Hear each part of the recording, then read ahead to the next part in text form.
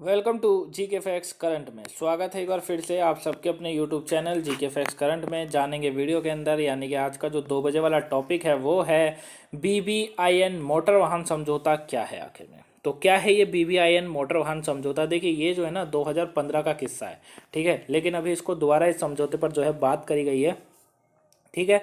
तो 2015 का जो ये समझौता था, इस पर अभी दोबारा क्यों बात करी गई और क्या है ये पूरा समझौता? जो यूपीएससी या स्टेट सिविल सर्विस एग्जाम की तैयारी करते हैं उनके लिए मोस्ट इंपॉर्टेंट टॉपिक है। काफ़ी बार इस टॉपिक से पूछा जाता है, तो आप वीडियो को एंड तक जरूर देखिएगा, क्योंकि वीडियो के जो टॉपिक है वो आपके पेपर के पॉइंट ऑफ व्यू से इंपॉर्टेंट है। इस टॉपिक से 1-2 नंबर का क्वेश्चन एग्जाम में देखने को आपको मिल सकता है, ठीक है। वहीं बात अगर इंटरव्यू की करेंगे तो वहाँ भी हेल्प करेगा। अगर आपको कहीं से भी टॉपिक ना समझ आए, कमेंट बॉक्स में कमेंट करके बताइएगा, वहाँ आपको आंसर मिल जाएगा। चलिए स्टार्ट करते हैं टॉपिक और जानते हैं टॉपिक के बारे में। पीडीएफ का लिंक डिस्क्रिप्शन बॉक्स में डाउनलोड कर ही सकते हैं। सबसे पहले हम लोग बात करते हैं BBIN की फुल फॉर्म क्या होती है। तो बांग्लादेश, भूटान, भारत, नेपाल। याद रखेगा, बांग्लादेश, भूटान, भारत, नेपाल, ये इसकी पूरी फुल फॉर्म होती है, ठीक है ना। मोटर वाहन समझौते पर 2015 में सभी 4 देश यानी कि बांग्लादेश, भूटान, भारत, नेपाल ने समझौता किया, साइन करे, लेकिन अभी तक इसे लागू नहीं किया गया है। अब क्वेश्चन यहीं पर बनता है कि जब 2015 पर ये इस पर साइन हो गए तो लागू होने में क्या दिक्कत है भाई? लागू क्यों नहीं किया जा रहा है ना?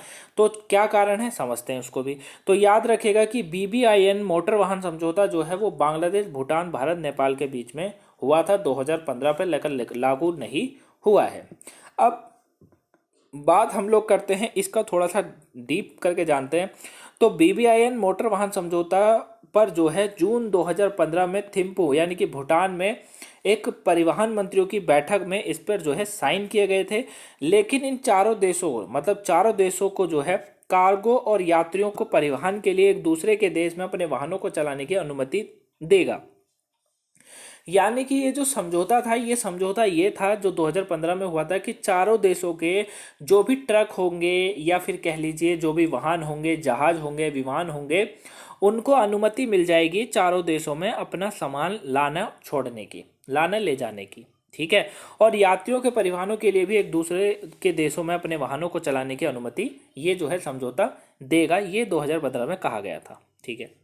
अब दूसरे देशों के क्षेत्रों में प्रवेश करने के लिए वाहनों को एक ऑनलाइन इलेक्ट्रॉनिक परमिट प्राप्त करने की आवश्यकता होती है, ठीक है। मतलब जब इस पर समझौता करा गया था तो ये भी कहा गया था कि भैया जो भी आपके वाहन होंगे उन पर ऑनलाइन इलेक्ट्रॉनिक परमिट प्राप्त होना चाहिए उन्हें, ठीक है।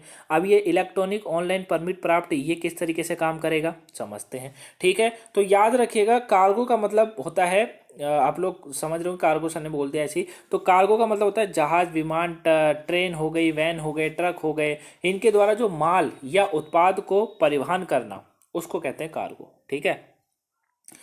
अब ये जो ऑनलाइन इलेक्ट्रॉनिक परमिट प्राप्त करने की जो आवश्यकता इसमें बताई गई है, इस समझौते के तहत सीमा पर एक देश के ट्रक से दूसरे देश के ट्रक में माल के ट्रांसशिपमेंट जो है, जो ट्रांसशिपमेंट की कोई आवश्यकता नहीं है, ठीक है।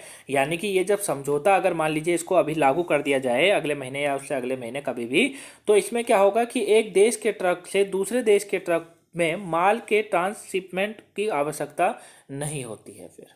समझ रहे ना, समझ रहे।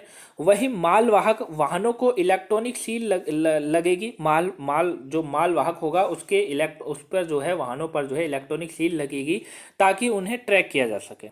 और हर बार जब भी मान लीजिए अगर वो कंटेनर खोलता है तो दरवाज़ा खुलने पर रेगुलेटर जो होगा वो अलर्ट हो जाएगा कि दरवाज़ा खोला गया है, इस तरीके से, ठीक है।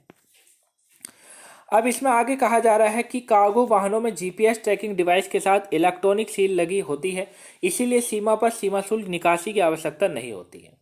वहीं आप पूछेंगे कि सर इसका अनुसमर्थन क्यों हो रहा है, जब ये चारों देशों ने साइन कर दिए तो फिर इसमें रुकावट कहाँ आई है? तो देखिए, एक बार सभी चारों देशों द्वारा समझौते की पुष्टि हो जाने के बाद ही यह लागू हो जाएगा। बांग्लादेश, भारत और नेपाल तो इस समझौते की पुष्टि कर चुके हैं, लेकिन भूटान जो है इसमें एक तरीके से नहीं अभी शामिल हुआ है। मतलब विपक्षी दलों की आपत्तियों के कारण भूटान ने अभी तक इसी की पुष्टि नहीं की है। नवंबर 2016 में भूटान जो है, भूटानी संसद के ऊपर सदन ने इस समझौते को खारिज कर दिया था, ठीक है। भूटानी संसद के ऊपर सदन ने इस समझौते को खारिज कर दिया था, और खारिज करने का इन्होंने कारण क्या बताया, देखिए इन्हों का कहना था कि भूटान अपने देशों में प्रवेश करने वाले वाहनों की संख्या को सीमित करना चाहता है। इनका क्या कहना था कि भूटान जो है अपने देशों में जो वाहनों की जो संख्या है उसको सीमित करना चाहता है, और भूटान को पर्यावरण को होने वाले नुकसान, भूटान में जो पर्यावरण को होने वाले नुकसान है उसकी भी इनको चिंता है, ठीक है ना, नुकसान और भूटानी ट्रक ड्राइवरों पर जो प्रभाव पड़ेगा, जो उन पर लोड पड़ेगा, उसकी इन्हें चिंता है। इसीलिए जो है ये इस समझौते में पुष्टि नहीं कर रहे हैं, ये इनकी तरफ से कहा गया था, ठीक है। साथ में इन्होंने कहा कि भूटान और भारत के बीच पहले से ही एक द्विपक्षीय समझौता है जो दोनों देशों के बीच वाहनों को निर्बाध आवाजाही की अनुमति देता है, ठीक है, क्योंकि दोनों देशों के बीच में अभी वो चलती है। और BBIN समझौते की पुष्टि नहीं करने के भूटान के फैसले का असर भारत पे तो नहीं पड़ेगा, लेकिन नेपाल और बांग्लादेश के साथ उसके व्यापार पर पड़ता है, ठीक है ना। क्योंकि अगर अगर देखिए माफ कीजिएगा, अगर देखिए चारों देशों के बीच में समझौता होता है, भारत तो चलिए ठीक है, भारत का तो द्विपक्षीय संबंध है भूटान के साथ, लेकिन बांग्लादेश नेपाल के साथ थोड़ी है, तो बांग्लादेश नेपाल को लाभ होता, और अगर बांग्लादेश नेपाल को लाभ होता तो भूटान को भी होता, ठीक है। लेकिन ये लोग मना करते हैं, इन्होंने कहा कि भैया हम सीमित करना चाहते हैं वाहनों की संख्या, और नुकसान मतलब पर्यावरण को नुकसान होने से बचाना चाहते हैं, और भूटानी ट्रक ड्राइवरों पर पड़ने वाले प्रभाव को भी देखते हैं, ये इनके द्वारा कहा गया है। अब हाल ही में इन्होंने फिर समझौता करा, फिर इसके अंदर बैठक हुई। बैठक के अंदर देखिए इसमें क्या कहा जाता है, बैठक के अंदर कहा गया जो कि 8 मार्च 2022 को हुआ, जिसमें भारत, बांग्लादेश और नेपाल ने नई दिल्ली में आयोजित एक बैठक में इसको लागू करने के लिए एक समझौते ज्ञापन को अंतिम रूप दिया। इस बैठक में प्रतिनिधियों द्वारा यात्रियों और कार्गो प्रोटोकॉल को अंतिम रूप देने के लिए विशिष्ट कदमों को और साथ में समय सीमा को तय करने की बात हुई है, ठीक है। यानी कि इन्होंने कहा है कि भैया हमने 2015 से इस बात को रोका हुआ है, तो इसको थोड़ा आगे बढ़ाया जाए, समझौता हुआ है तो आगे करा जाए इसको, है ना, ये इनके द्वारा कहा गया। वहीं इस बैठक को तकनीकी और ज्ञान सहायता एशियाई विकास बैंक द्वारा प्रदान की गई। इस बैठक की तकनीक और ज्ञान सहायता जो है वो एशियाई विकास बैंक यानी कि ADB ने प्रदान करी। वहीं दक्षिणी एशिया क्षेत्रों में क्षेत्रीय व्यापार को, कनेक्टिविटी को बढ़ावा देने के लिए समझौते को जल्द से जल्द लागू करना महत्वपूर्ण है, ये इनके द्वारा कहा गया है। तो अब देखते हैं कि ये लागू होता है या नहीं होता है, क्योंकि अभी भी इस पर जो है कहा गया है कि भैया इस पर कदम उठाया जाए, समय सीमा तय करी जाए, भूटान की समस्या को सॉल्व करा जाए, वो सब इसमें बात कही गई है। तो अब ये लागू होता है नहीं होता है वो देखने वाली बात है। बाकी आप इसको अच्छे से समझ गए होंगे, 2015 से ये समझौता था जो कि लागू नहीं हुआ है क्योंकि भूटान ने इसकी पुष्टि नहीं करी है। आई होप आप इस टॉपिक को अच्छे से समझ गए होंगे, आपको समझ आया हो।